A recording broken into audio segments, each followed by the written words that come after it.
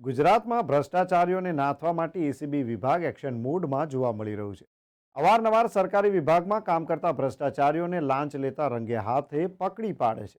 આ ઉપરાંત પણ કાયદાનો દુરુપયોગ કરીને લોકોને છેતરતા શખ્સો વિરુદ્ધ પણ એસીબી કાર્યવાહી કરી રહી છે. ત્યારે આ પ્રકારની વધુ એક ઘટના ગીર સોમનાથના વેરાવળ ખાતે સામે આવી છે. વેરાવળ ખાતે માંડવી ઘોઘલા ચેકપોસ્ટ ઉપર એસીબીની રનિંગ ડિકોયની તપાસ દરમિયાન કથિત ઉના તોડકાંડમાં નાસ્તા ફરતા આરોપીને ઝડપી પાડ્યો છે. એસીબીએ છટકું ગોઠવી ભાગેડુ આરોપી એએસઆઈ નિલેશ મૈયાને ઝડપી લીધો છે. આપણે જણાવી દઈએ કે ગીર સોમનાથ જિલ્લા તેમજ જૂનાગઢ જિલ્લા પોલીસ તંત્રમાં તોડકાંડ પ્રકરણમાં આરોપીઓ પૈકીના એક ઉના પોલીસ સ્ટેશનના એએસઆઈ નિલેશ મૈયા પ્રવાસીઓ પૈસા ડરાવી ધમકાવી ખોટી રીતે પડાવતો હતો.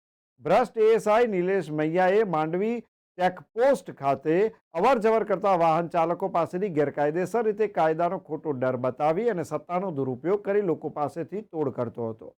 આરોપીએ ગેરકાયદેસર રીતે ભ્રષ્ટાચાર આચરી ડિજિટલ રીતે નાણાં મેળવ્યા હતા. મહત્વનું છે કે કથિત ઉના તોડકાંડના આરોપીની આગોતરા જામીન અરજી પણ કોર્ટે ફગાવી દીધી હતી. 30 ડિસેમ્બરની સંધ્યા સમયે થયેલી રનિંગ ટ્રેપ બાદ ઉનાના તાત્કાલિન પીઆઈ ગોસ્વામી તેમજ એએસઆઈ નિલેશ મૈયા નિલેશ તડવી સામે એસીબીએ એફઆઈઆર નોંધાવી હતી.